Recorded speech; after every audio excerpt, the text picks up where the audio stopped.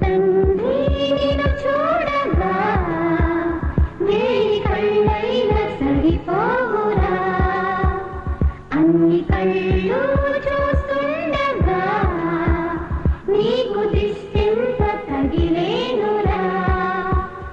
అందుకే అమ్మ ఒడిలోనే దాగుండిపోరా, చిన్ని తండ్రి